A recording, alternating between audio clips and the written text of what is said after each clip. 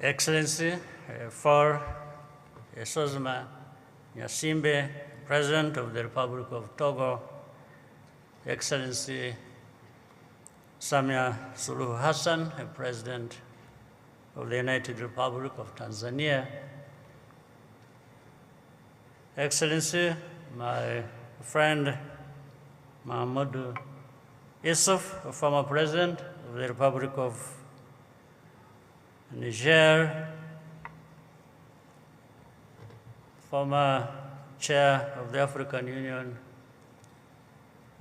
Commission, my friend Musa Faki, Rafael Grossi, Director General of the International Atomic Energy Agency, distinguished ladies and gentlemen. Let me begin by welcoming you all to Kigali and thank the leaders here present for honoring our invitation and all the work they do for the importance of this topic we are discussing today. In fact, a number of other leaders had intended to be with us, but they couldn't make it. Either they were here last week or they are in some other places attending to some important assignments. I also thank them. From the outset, NISA was designed to bring together leaders, experts, and partners to advance Africa's nuclear energy goals.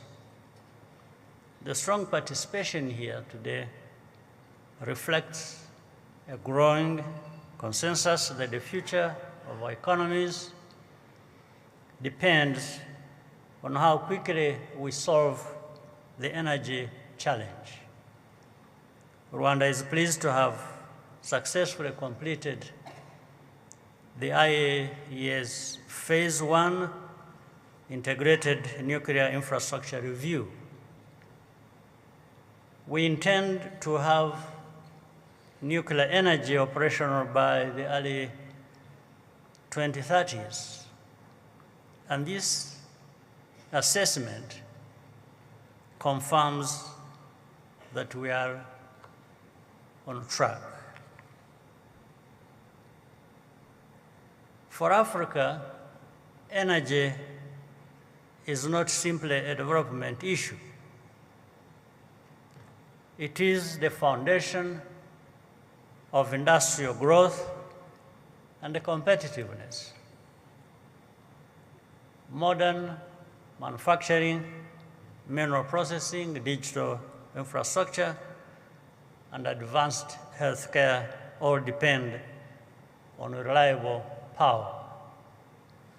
The rapid expansion of artificial intelligence and the data-driven industries will also significantly increase energy consumption.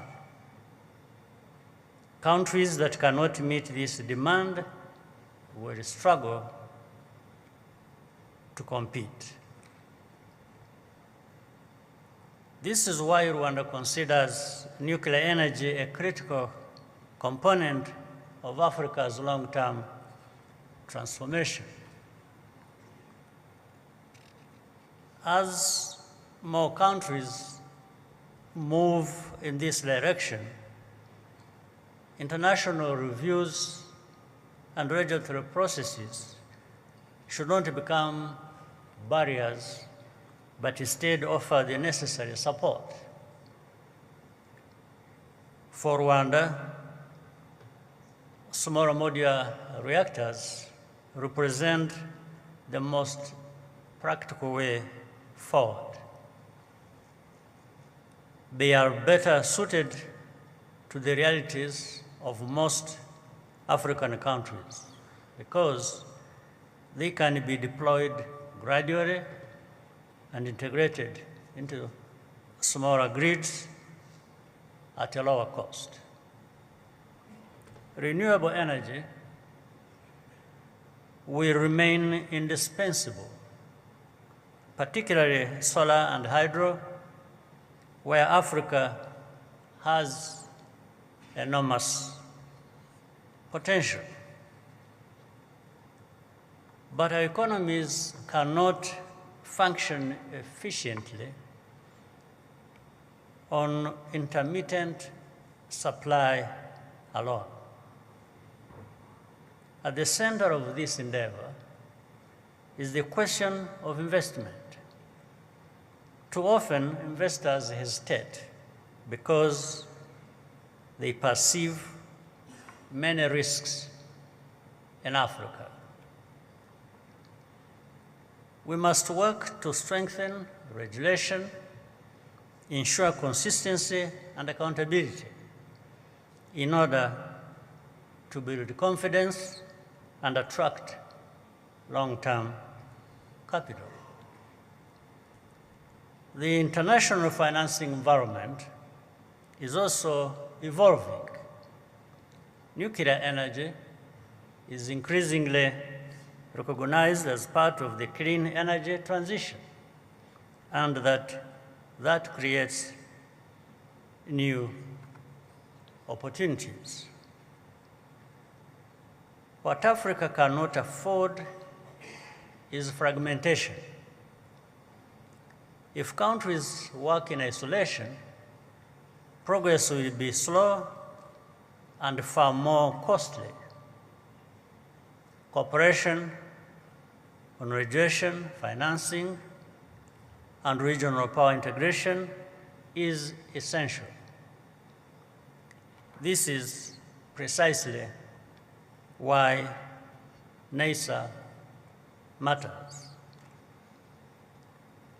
We are moving the conversation beyond ambition to practical coordination and financing mechanisms that can sustain deployment at scale. Rwanda will remain and will continue supporting these efforts because this is larger than any one country. By 2050, Africa will have the largest workforce in the world. The demographic shift can become one of the greatest economic advantages of this century if we prepare for it. In this regard, we are delighted that Togo will host the next NESA and carry forward this continental momentum.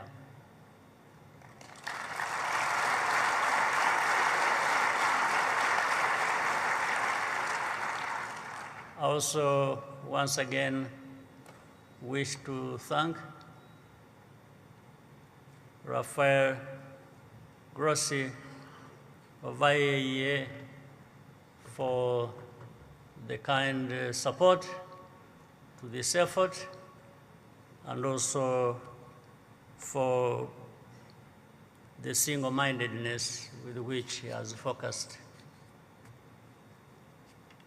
matters to do with our continent of Africa and how we can continue moving together forward. I thank you very much for your kind attention.